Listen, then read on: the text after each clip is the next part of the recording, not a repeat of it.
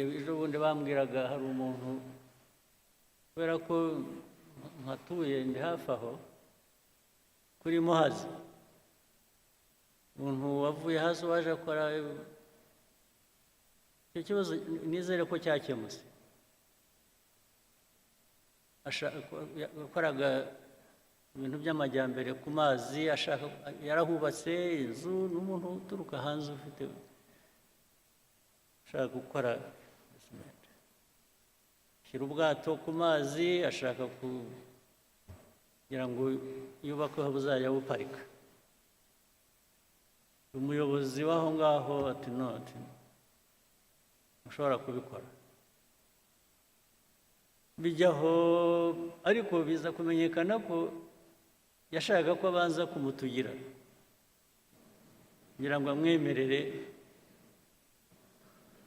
Abantu bari hano cyangwa baturuka muri ibyo bice bagomba kuba babizi ibyo mvuga.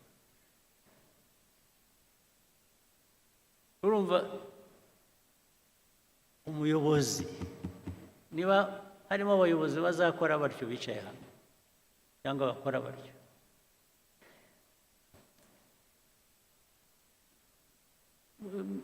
abantu bakora batyo baratudindiza ntitubamenya, ariko nuko ari benshi rero basanga wicaye hariya usabye ikawa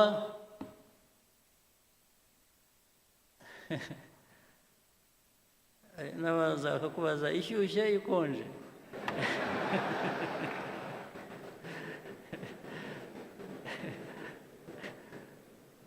Bakubaza ngo uti ni ikawa isanzwe ishyushye ariko mushyiremo n'amata, akagenda akabura. Ubu ndavuga ibintu bimwe mbona n'abantu baba bavuga buri kanya, akagenda agahera pe minota 15 20 utegereje ikawa. Bakubaje niba ushaka ikonje cyangwa ishyushye, ariko bababwiye gushyiramo amata akabura. N'amata yabuze ntibakubwiye. So niba wicaye aho utegereje izakamwa bakohereza ku isoko mukajya gufata, bitubamo murabizi ahantu hose. Ubwo si byo ni rubyiruko nyabakiri umeze rutyo. We n'imigendere ukuntu bagenda yikurura. Hari aho nagiye rimwe, ariko hashize igihe, nuko mbona n'ubu ngo biracyabaho, byarantangaje. Nagiye ahantu twajaga dukina tennis, abantu bamwe hano barabizi, kera hashize igihe. Turangije twicaye turuhutse, tubanza gushaka wagira icyo tubaza dushaka, arabura. Turahamagara, mushobora kuza kugira icyo muduha, ariko ntazi. Umukobwa mwiza ugenda neza,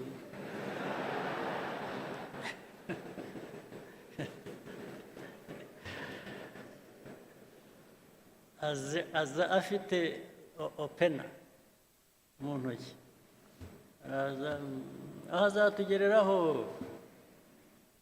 yaba mbonye arahamenya, arampobera,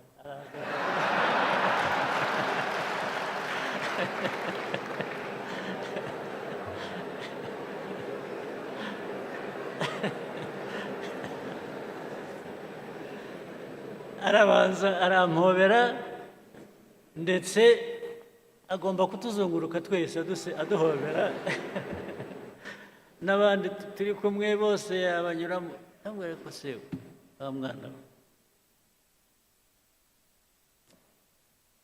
turashaka ibyo dushaka, waba ari ibyo duha ibi. Erega byasaga nk'ibyarangiriye aho ngaho. Kuduhobera, tugeze aho twarambiwe turahaguruka turigenda. Ubwo urumva umuntu nk'uwo yangirije abakorera, natwe twari turi aho dukwiye kuba dufite ibyo dushaka twishyurira, natwe ntacyo yaduhaye, twese tuviriyemo aho ari aho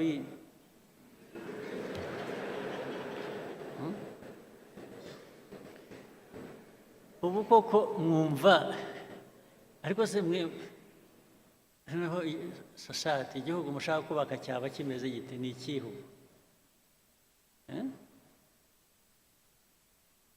Reka ibyinshi, ariko hari abandi muri mwe benshi bakora ibintu bizima. Rega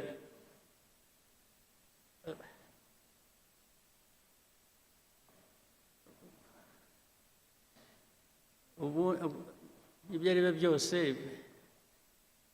ibigaragara ni ibitari bizima, niyo benshi baba bakora ibyiza, ariko hakabamo abantu bake bemerewe cyangwa bakora ibintu bibi, bya byiza ntibiba bikigaragara. Ni nko gufata amazi, ikirahure cy'amazi ukadonyamo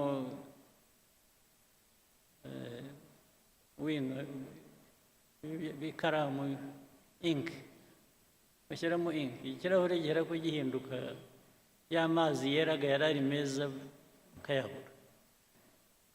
Ibyo rero dukwiye kubyirinda. Naho hari benshi hano njya mpora nabo bakora ibintu byiza, ibintu bya innovation, ndetse bihindura ibintu byinshi mu ikoranabuhanga, muri za IT, bikajya mu bintu byinshi hirya no hino, n'abantu bakora za revenue authority, abantu ba revenue authority bari hano.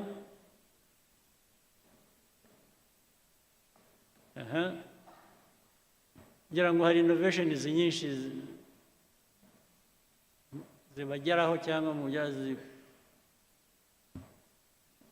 zituma ushobora gutubura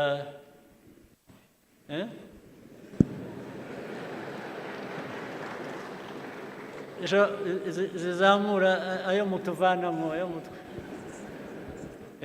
Ariko iyo byabonetse gutyo, hari ikibazo bikaboneka, innovation izamura, itubura revenue,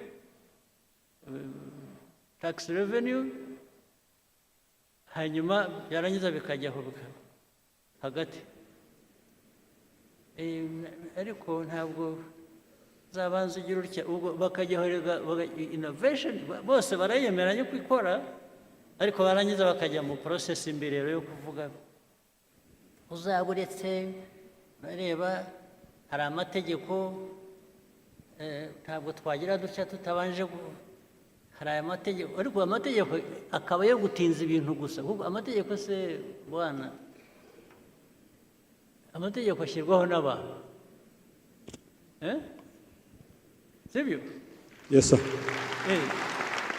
Igihe umuntu yabonye ikintu gikora kijyanye n'icyo yifuza, wihambirwa n'itegeko. Hari n'amategeko yaduhambiraga yo mu gihe cy'ubukoroni, aho ngo hari itegeko n'ubundi si wowe urikora, si wowe urivanaho, we gifate nk'ikintu cyakuzitiye gutera intambwe, bihere ko bigera aho bigera. n'abo amategeko tubabwire ngo ariko ibi bintu ntabwo bijyanye n'igihe, muratudindiza gusa. Ndetse hari n'ubwo dushobora gufata ibyemezo tugakoresha igikora, itegeko tukaba turigisheho gatoya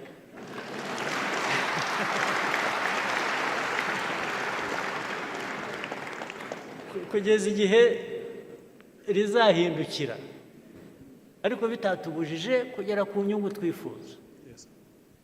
Iyo process niyo process ijyana n'igihe abantu bagezemo. Ntuhambirwa, keretse dufite ikindi kibazo cy'uko abantu benshi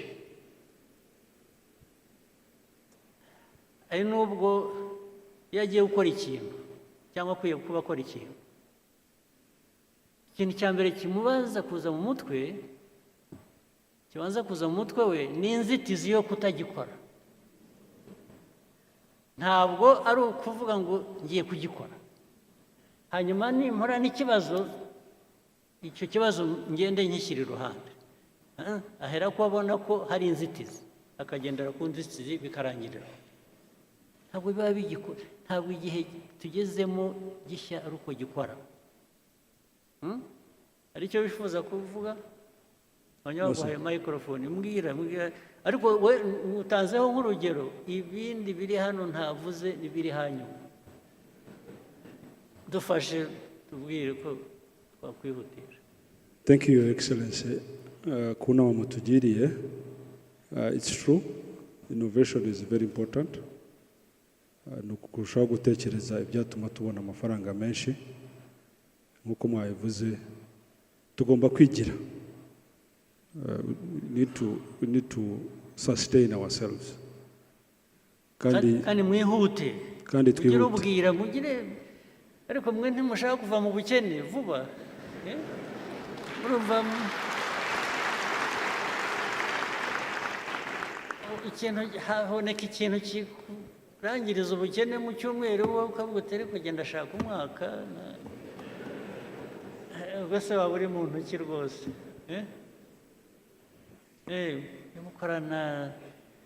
Gukorana umwete kandi ntabwo bivuze kwangiza ibikorwa.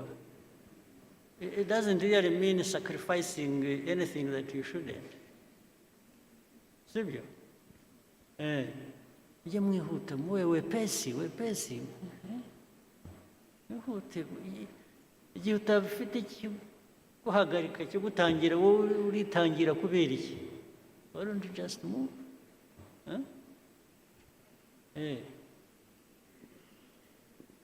Bimwe mwita kurasa ku ntego.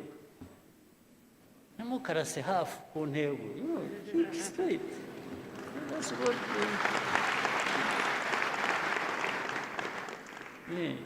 go for it. Nawe wumva uri satisfied uko sibyo? Yes, sir. Okay, asante. Now, let me take you to something else. I'm sure you can guess. It's now the other politics other than RPFs. Geopolitics, regional or whatever, because it affects us as well a lot.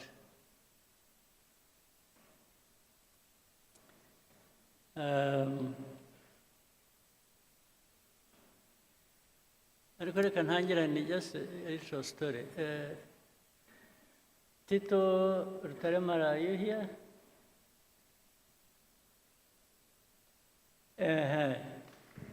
I want to know where you are around. I want to tell the story.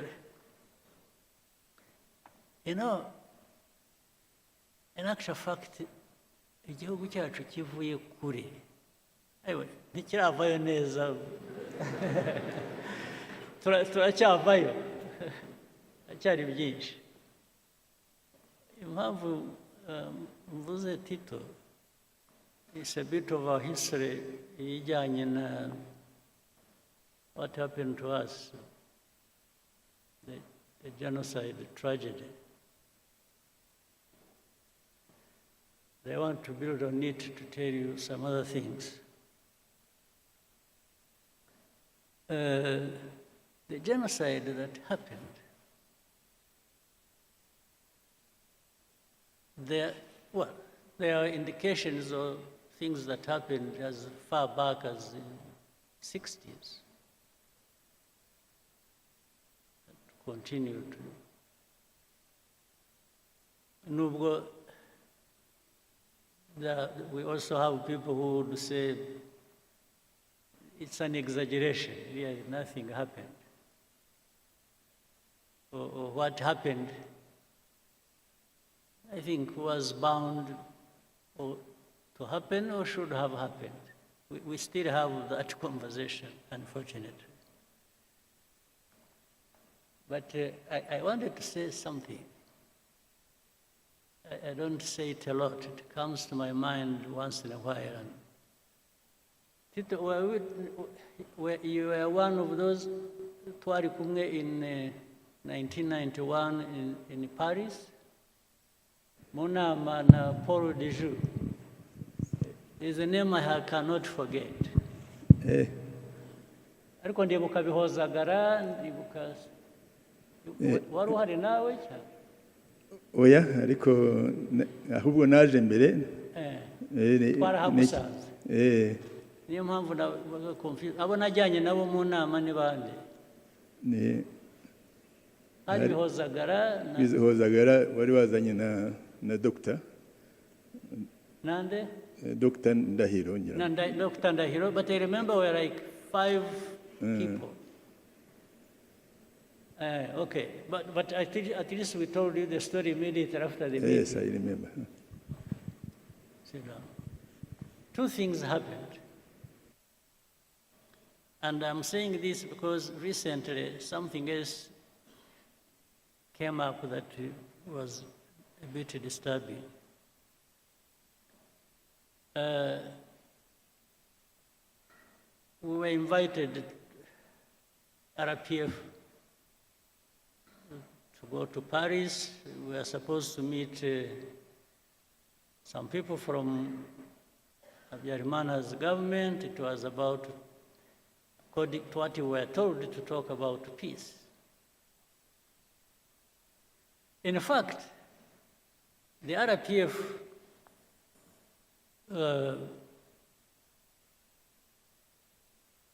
for which I was chairman, vice chairman then, insisted I should not go. Because they are saying, with all these things happening, and that was 91 September. Was it 91 or 92? In 91 September. The end of 91. Eh?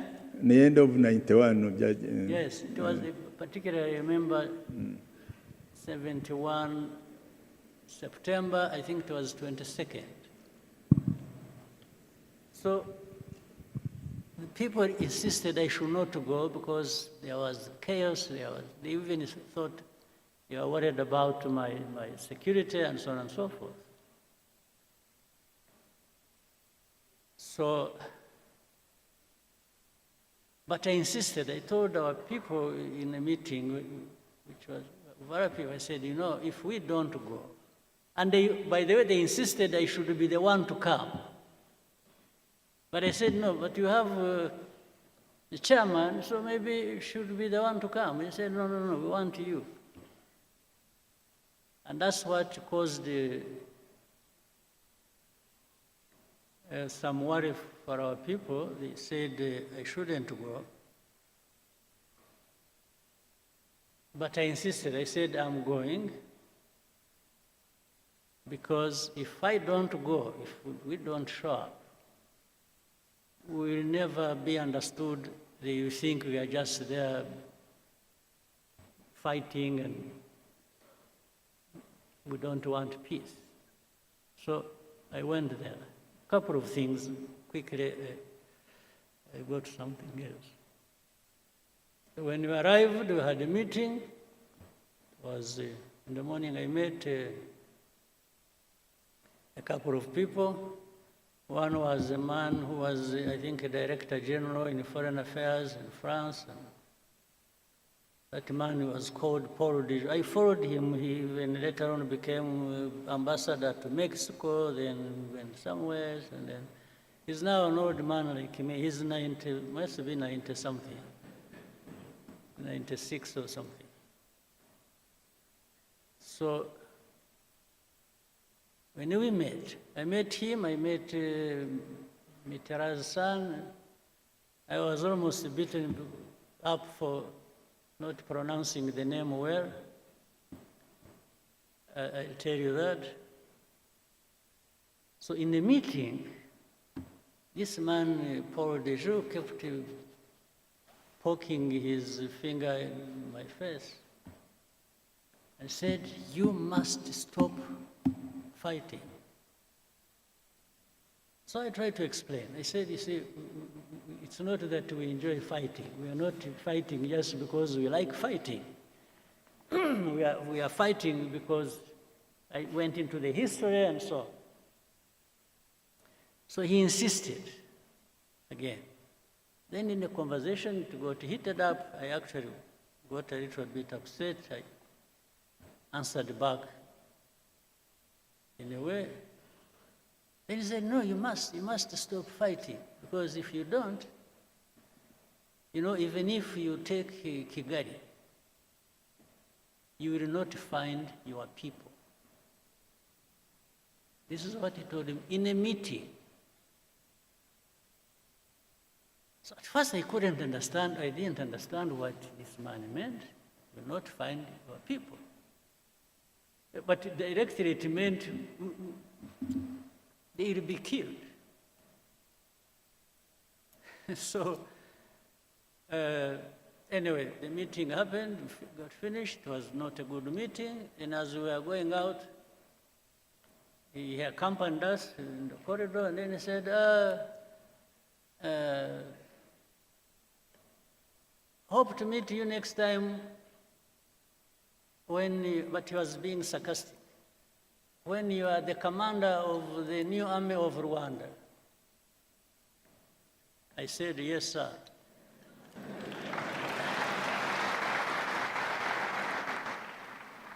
I said, if and when that happens, you rest assured I will do a good job of it. This is what I told him. So I went, when I was supposed to stay a night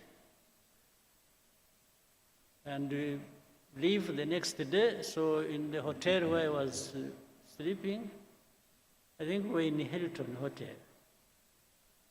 I was with Ndahiro and Tom Byabagamba. So in the middle of the night at around 4 a.m., I woke up to this light in the room, and about 6, 7 people in the room with guns. They were not putting on uniform, they were putting on jackets and so on and so forth. So, and I woke up, I said, "Who are you? What's going on?" Then one of them said, he spoke in English. You hear him, he's even speaking English. So I was in the wrong place, first of all. Then they said, "Who are you?" So say, "Where are your documents? Bring your briefcase." Before I opened it, they had broken it. So but I kept asking, "Who are you? Who are you? Who are you?" Then as I was doing that, when I looked through the door connecting to the room where Dr. Ndahiro and Tom Byabagamba were staying, I saw they were sitting down in handcuffs. For me, they didn't put me in handcuffs. So I asked people, I said, "What is going on?" They, a bit rough, but so they took us, dumped us somewhere in prison. I didn't know. It was my first time to be in Paris, and my first time to be in prison. So,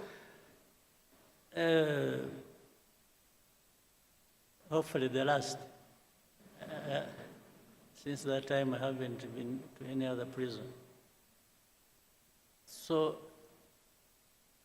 they put us in the log, somewhere down in the basement of some building, and left us there. Then later on, people showed up around around 3 o'clock. In fact, why I remember that Hozagara was around, they didn't know where we had been taken. I don't know how. They were assisted by some people in France whom they knew. Then we saw Jacques Rabunal and Hozagara. There was a very good friend of ours called Carbonal, a French guy. They showed up in that basement in our prison because I think they had known where we were, and they had tried to give us food. I refused to eat. I told them I'm not going to eat anything in that prison. So they brought us bread, I remember, and milk, pints of milk and bread for us, because we had refused to eat prison food. Then they even wanted to interrogate us. Well, they did. They wanted to put, to use a polygraph on me, the lie detector. I refused. I told them I'm not going to have a lie detector at all. I said, if they want to kill me there, then go ahead. In the end, they said, whom did you meet? I mentioned that man, Paul Dejoux. Then said, who else? I said, Christopher Mitterrand. He said, no.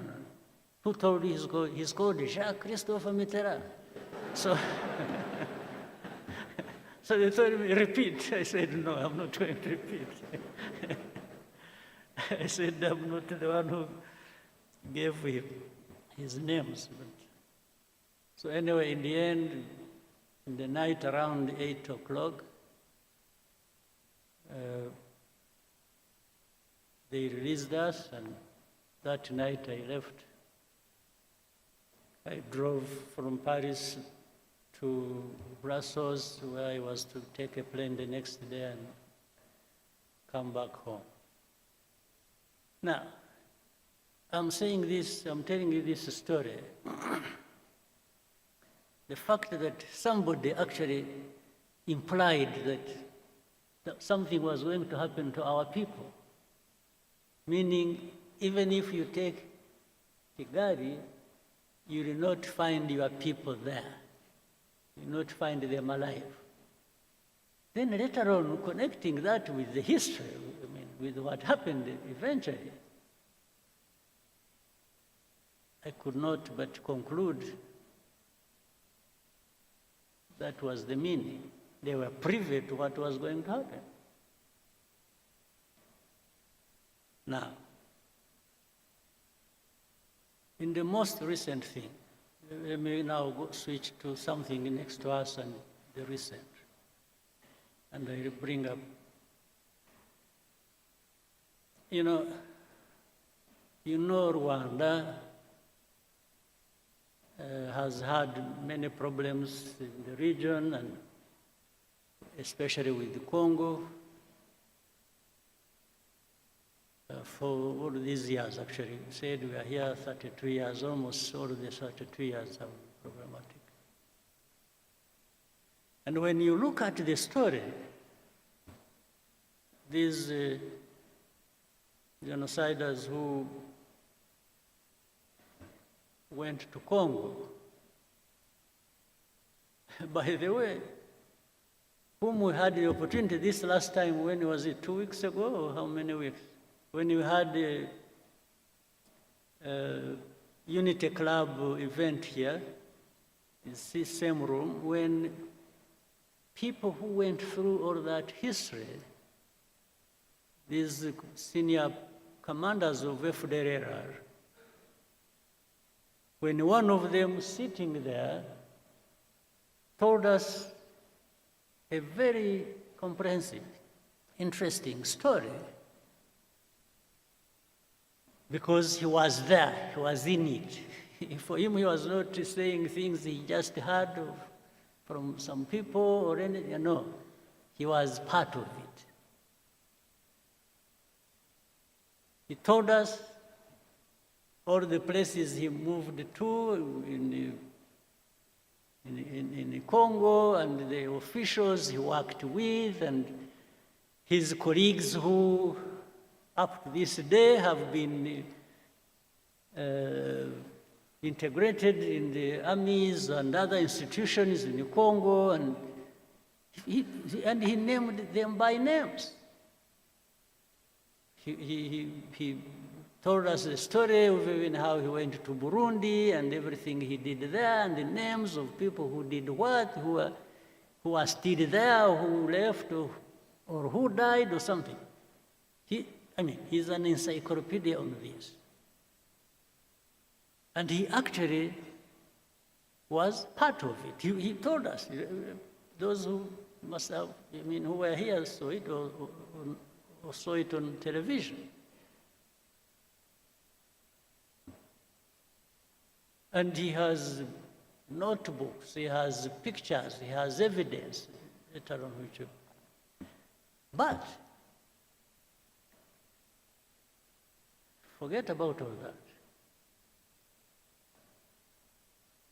The story has always been, and he told us, you remember, he told us even of the connivance of the UN, the peacekeepers. Yes, they worked with, they were selling gold together, they were involved in the timber business, in agriculture, and named places, people, and where. It's just so. But despite all that, up to this day, you will hear people say, FDR don't exist. The UN, there's something, there are some experts, group of experts. They'll tell you all those stories. It's like that story doesn't exist. Or if they say it, they say it so lightly that you should believe it doesn't matter. Okay. So it goes on, and then some of these leaders in the region, in Congo or Burundi, they say it publicly how and on which side they are. And their intention, and even what they have said on camera, somebody will want to convince you, no, it's not him. It's not them. It's some advisors. No, but he said it. Whether it is an advisor who wrote it on a piece of paper and the president read it, it is no longer advisor, it is the man who read the thing. So they will keep telling you this. So now, not even for a bit, I don't believe, ordinarily, I don't believe in conspiracy theories. I really don't. But when you have people,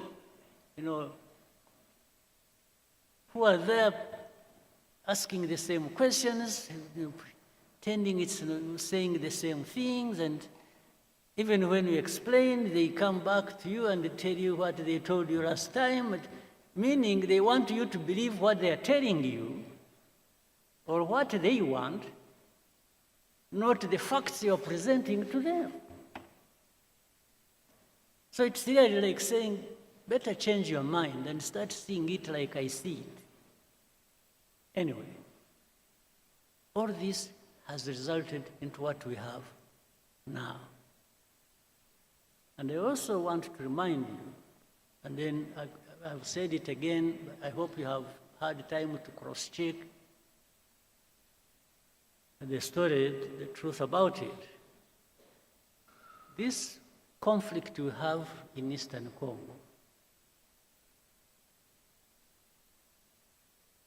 did not start from and was not started by Rwanda at all. But somehow the plan, I think before, was to make it a problem of Rwanda or for Rwanda. Again, to tie into the story, to connect with the whole story of where everything that has happened is not anybody else, it is Rwanda that caused it, or that must carry the responsibility.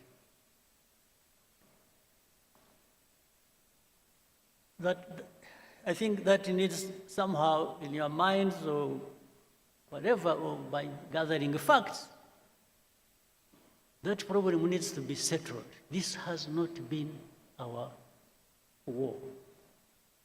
We didn't cause it, and it did not originate from here by any means.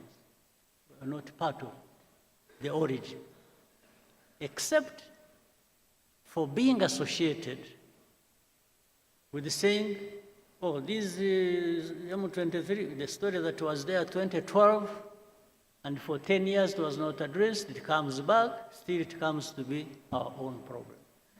But the same people, in fact, one time we were in Nairobi, we had a meeting with heads of state at the beginning of this conflict. I had opportunity to ask President Tshisekedi in the same meeting. I said, President, how has this become Rwanda's problem? How has it become? This is not anything started by us or didn't come from Rwanda. Why? He just hesitated,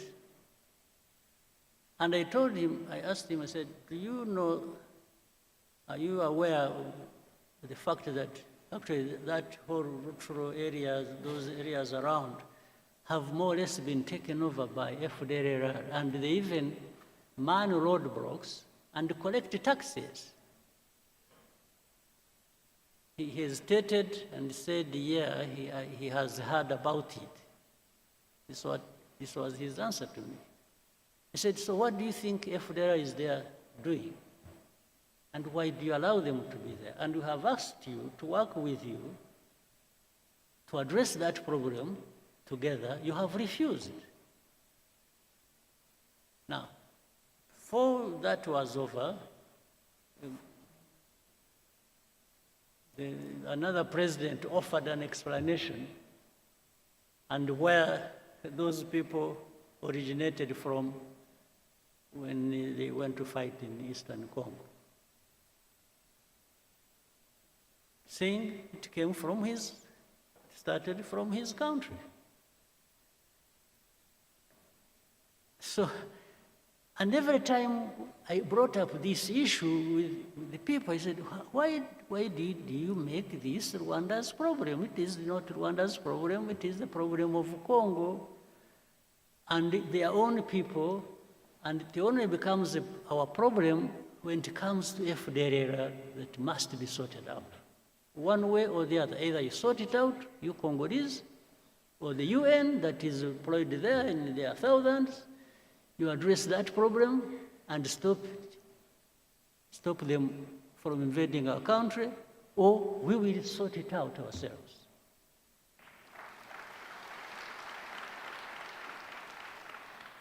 Eventually, that's how we were drawn into this matter. Now, to the recent things.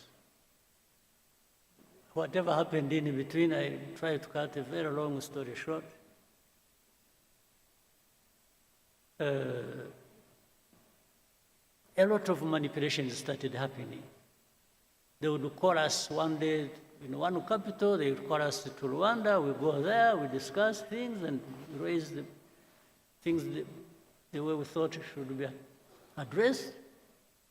That one doesn't work well, then next time we are invited to go to Doha, then we go to Doha, then next time we go to Washington. And in between, we went to Dar es Salaam, we went to Nairobi, we went wherever, talking about this. But there was one thing that was constant. Congo, or the leaders of Congo, didn't want peace. They wanted to continue supporting FDLR against us. In fact, later on, they were joined by some other countries' armies to, you know, the story about Goma and Kava and so on and so forth.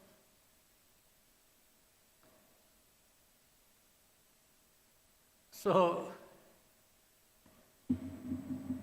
but we told them, just help us deal with FDLR, and for us, we will not. But in the end, something came up. It's like, by the way, you should also, it's like, even now when we talk about removing defensive measures and so on and so forth, which I'll come to later, they say Rwandan troops must pull out of Congo and so on. And so we say, yes. You know, for many of these people who pretend, they actually, by that, they mean that even M23 will be pulled back into Rwanda. That's something hidden behind. It's like they expect us to be receiving M23 here. Now, that goes into a long debate. Whether or not, and how these people are Congolese or not. That's another story now. And I always tell them, no, this is a story that doesn't involve me, because how they became Congolese, how whatever happened in Congo and between Congo and Rwanda, as of those years, I was not yet born. So I don't know. I cannot be asked to answer for colonial times problems. I was not there. And Rwanda is not responsible for that. Now we're going to the last thing we went to when you went to Washington, and which the whole process has resulted into sanctioning Rwanda, sanctioning RDF, it's just sanctions, sanctions, sanctions. And sometimes we even want to tell them, say, wait a minute, let's understand each other. What's going on? And there is no time. There's no time for Rwanda to be listened to. It's just sanctions. The sanctions, that's what we said, that's what we're doing, that's what we're doing. Now,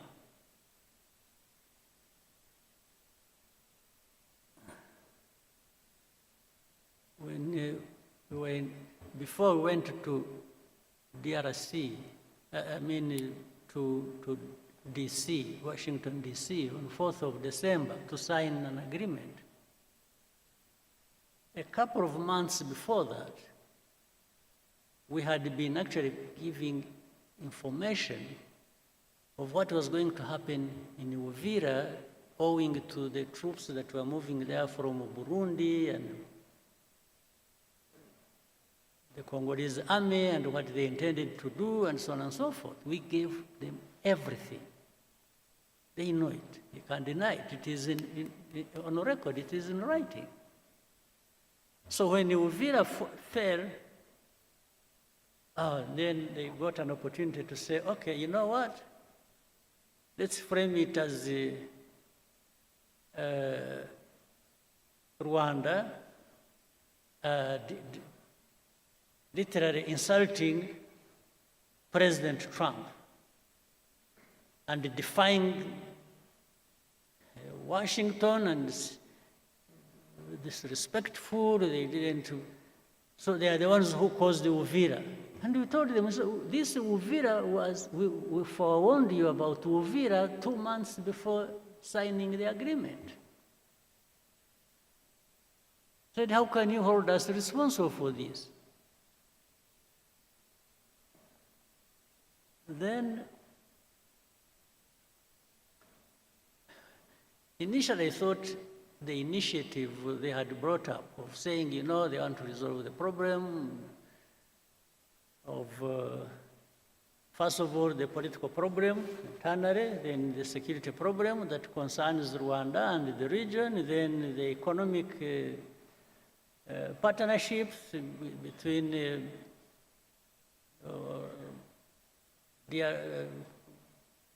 US, DRC, Rwanda, and the region. I said, I thought this was a wonderful thing. We really embraced it. We said, oh, this is something.